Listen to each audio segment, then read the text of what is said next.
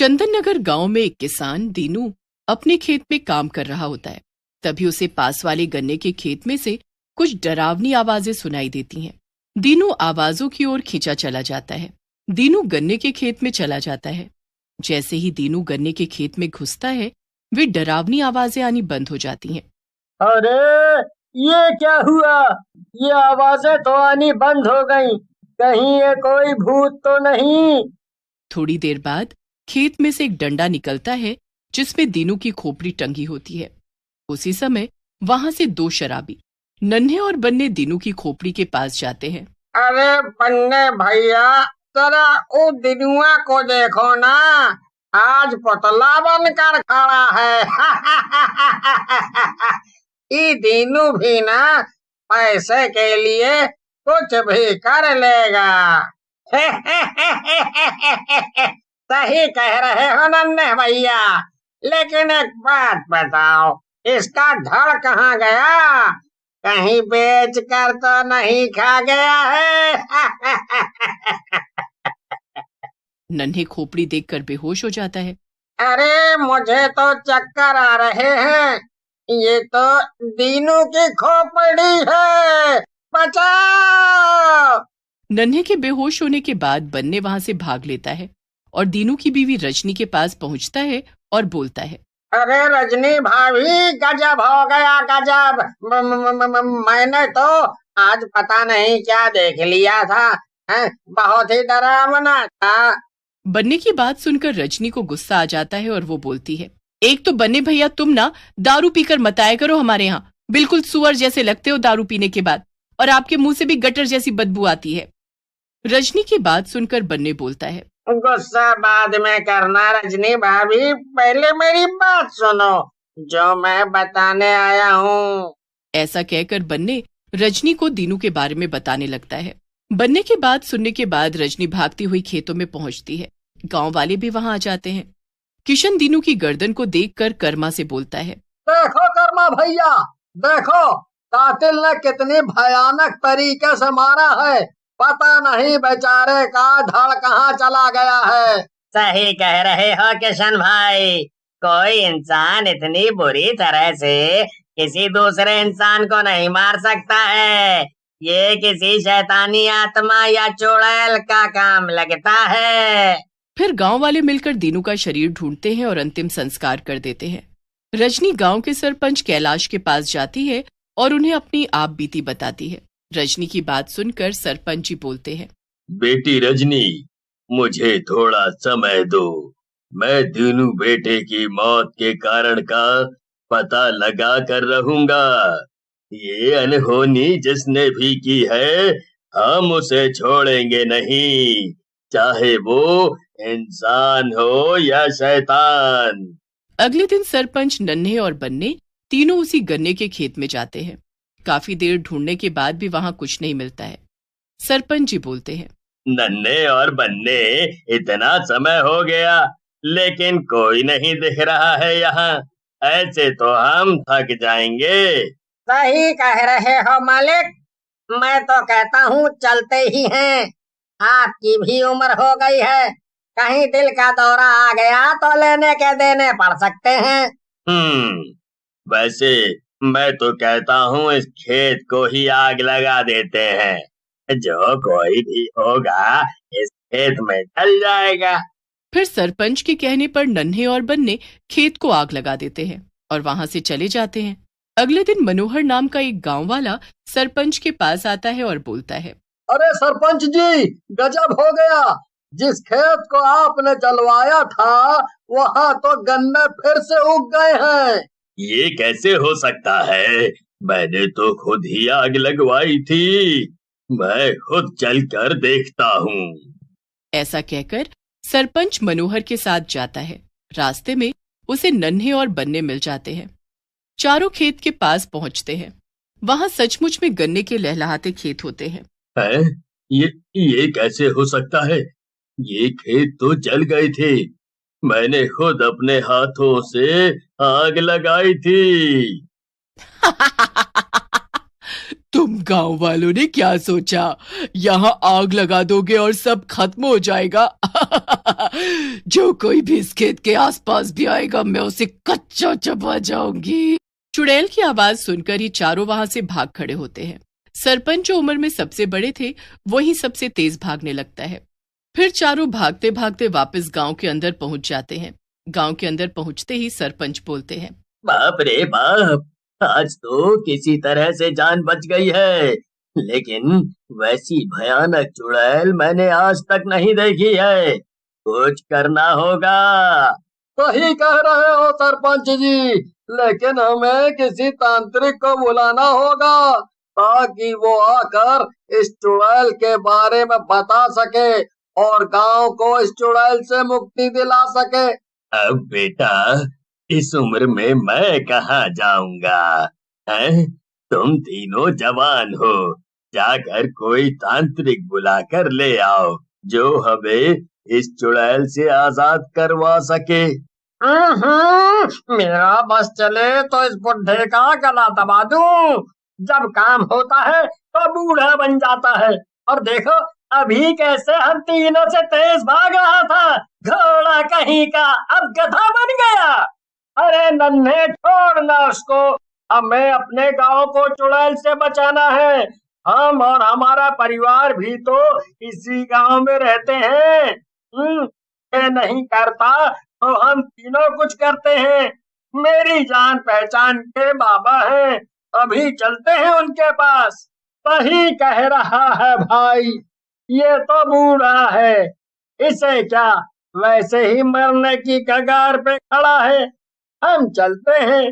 फिर नन्हे बन्ने और मनोहर तांत्रिक के पास पहुंच जाते हैं और तांत्रिक को चुड़ैल के बारे में बताते हैं, जिसे सुनकर तांत्रिक बोलता है, बेटा, इस खेत के नीचे किसी औरत को मार कर काट दिया गया था। ये चुड़ैल उसी की आत्मा है। वो सब गांव वालों को अपना दुश्मन समझ रही है और उन्हें मार रही है। लेकिन बाबा, कोई चुड़ैल पूरे गांव को अपना दुश्मन कैसे बना सकती है? ये तो बात कुछ समझ नहीं आ रही है। सही कह रहे हो मनोहर, पूरा गांव उसका दुश्मन नहीं है, लेकिन इन्हीं गांव वालों में से किसी ने उसको मारा था। इसीलिए वो सारे गांव वालों को ही मार डालना चाहती है। तो बाबा, हम लोगों को क्या करना चाहिए? आप ही कोई रास्ता बताओ। तुम तीनों को सब गांव वालों को बुलाना चाहिए, उसके बाद मैं बताऊंगा क्या करना है। फिर मनोहर सरपंच के पास जाते हैं और उन्हें बाबा के साथ हुई बातों को बताता है, जिसे सुनकर सरपंच बोलते हैं, क्या सच में ऐसा करने से हम उस चुड़ैल के श्राप से मुक्त हो जाएंगे? हैं? अगर ऐसा हुआ तो मजा ही आ जाएगा।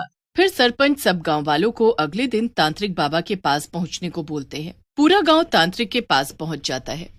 सरपंच जी बोलते हैं, बाबा, सब लोग आ गए हैं, अब बस आप उस चुड़ैल से गांव वालों को मुक्ति दिलाएं। नहीं सरपंच जी, अभी सब लोग यहाँ नहीं आए हैं। तुम्हारे गांव का कल्लू सुनार नहीं आया है। फिर सरपंच जी के कहने पर गांव के कुछ लोग कल्लू सुनार को पकड़कर ले आते हैं। कल्लू जैसे ही वहां से जाने लगता है, चारों तरफ अंधेरा छा जाता है और जोर से बिजली कड़कती है और वहां चुड़ैल आ जाती है। कहाँ जा रहा है कल्लू? तेरी वजह से ही मैं मरी हूँ। बहुत मुश्किल से पकड़ में आए हैं। मैं तुझे यहाँ से नहीं जाने दूंगी। तू तो गया। ऐसा कहकर चुड़ैल कल्लू को गर्दन से पकड़ती है। कल्लू चिल्लाता हुआ बोलता है, अरे अरे अरे अरे अरे अरे अरे अरे अरे मर गया रे। अरे मुझे बचा लो गांव वालों। हाय हाय हाय, ये चुड़ैल मार डालेगी मुझे। हाय हाय। कोई नहीं बचा सकता तुझे कल्लू। तूने अपने ब्याज के पैसों के लालच में एक औरत को मार डाला। गांव वालों, अब तुम सब लोगों को डरने की जरूरत नहीं है। मुझे अपना दुश्मन मिल गया है। मैं इसे लेकर जा रही हूँ। इसे भी मैं तिल तिल करके मारूंगी। इतनी आसान मौत नहीं दूंगी। ऐसा बोलकर चुड़ैल कल्लू को लेकर वहां से चली जाती है। एक छोटे से शहर में मोहन अपनी माँ के साथ एक छोटे से घर में रहता था। मोहन के पिताजी सालों पहले ही गुजर गए थे। अब मोहन ही छोटी मोटी नौकरी करके घर का खर्च चला रहा था। एक दिन जब मोहन सुबह सुबह नौकरी पर जा रहा होता है तो उसकी माँ उसे एक कूड़े की थैली थमा देती है। जाते वक्त इसे कूड़ेदान में फेंक दियो। ठीक है माँ, मैं फेंक दूंगा। मोहन कूड़े की थैली लेकर जा ही रहा होता है कि ऊपर से एक औरत कूड़ा नीचे फेंक देती है, जो मोहन के सिर पर आकर गिर जाता है। ओहो, जरा झाड़ ले, साफ हो जाएगा। इसमें इतनी चीखने वाली तो कोई बात नहीं है। मैं कोई चीख नहीं रहा हूँ आंटी, और आप ये कूड़ा ऐसे ही सड़क पर फेंक रही हो, ये कोई अच्छी बात नहीं है। हमें कूड़ा कूड़ेदान में ही फेंकना चाहिए। अब तू मुझे ज्यादा ज्ञान मत दे। इतना ही सफाई वाला बन रहा है ना, तो कल से मेरे घर से भी कूड़े की थैली ले जाइयो। आया बड़ा।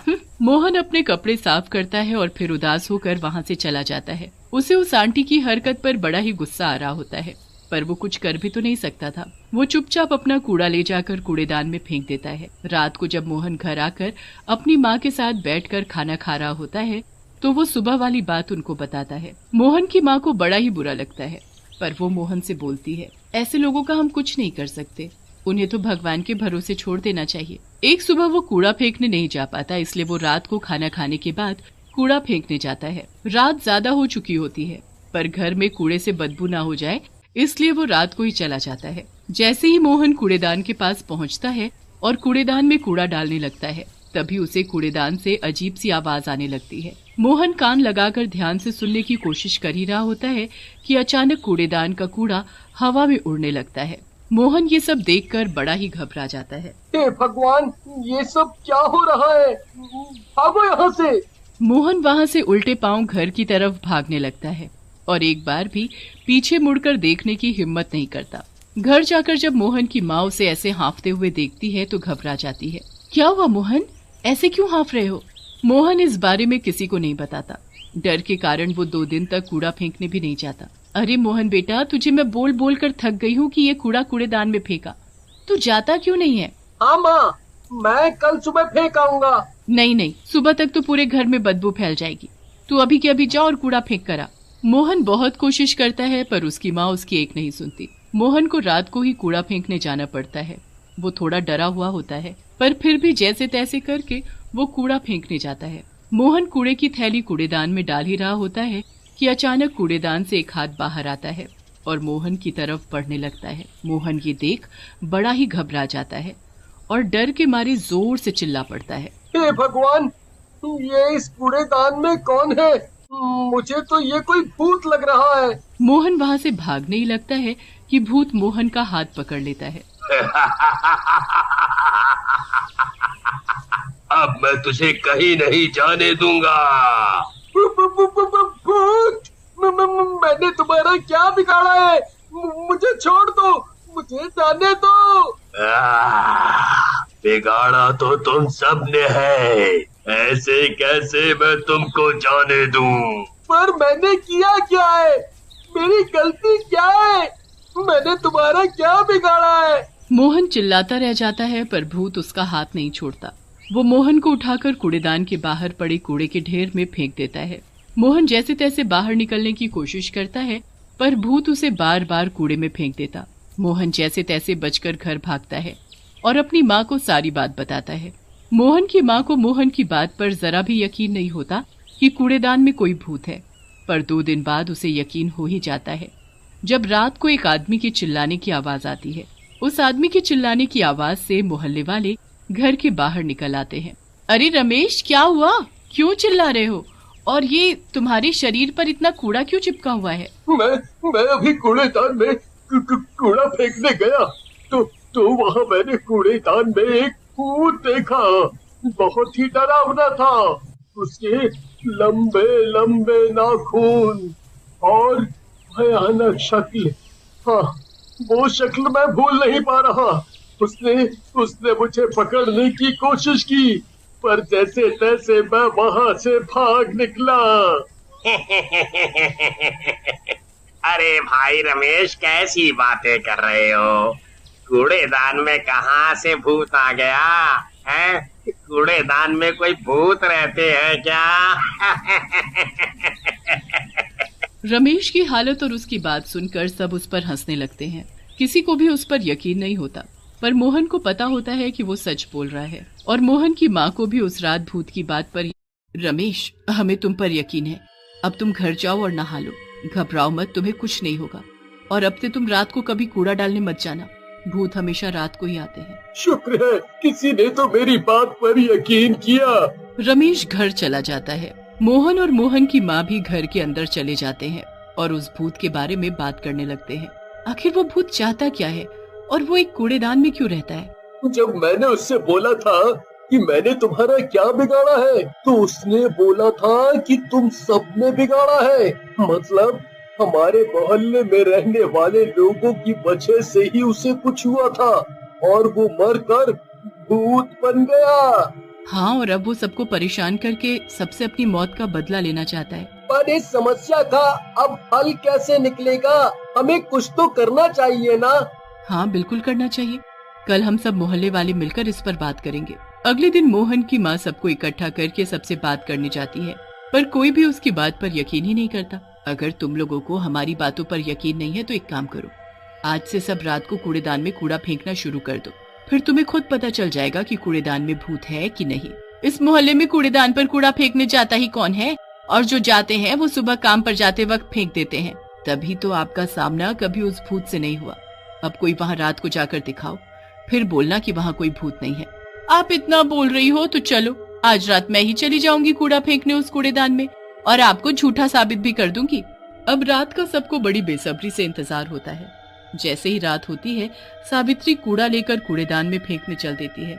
जैसे ही वो कूड़ेदान में कूड़ा फेंकने लगती है, वैसे ही भूत उसका हाथ पकड़ लेता है। बचाओ बचाओ, कोई बचाओ मुझे, यहाँ तो सच में भूत है, कोई है क्या यहाँ? सावित्री बहुत चिल्लाती है पर वहाँ कोई भी नहीं आता। सावित्री डर के मारे बेहोश हो जाती है।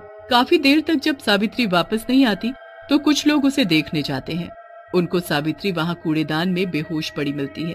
सब उसे कूड़ेदान से बाहर निकालते हैं और वहाँ से ले जाते हैं। होश आने पर सावित्री बताती है कि उसने सच में एक भूत को देखा। अब मोहल्ले वालों को आखिरकार यकीन हो ही जाता है कि सच में कोई भूत कूड़ेदान में रहता है। अब तो हमें किसी को बुला लेना चाहिए, वरना जाने ये भूत आगे क्या करेगा। हाँ, कल हम इस भूत का अंत करके रहेंगे। अगले दिन सब लोग एक पंडित को लेकर आते हैं और उनको सारी बात बताते हैं। पंडित जी रात को उन लोगों के साथ कूड़ेदान पर जाते हैं। जरा अब बाहर आकर दिखा, मैं भी तो देखूं कौन सा भूत है यहाँ। पंडित की आवाज सुनकर भूत गुस्से में लाल वहाँ आ जाता है।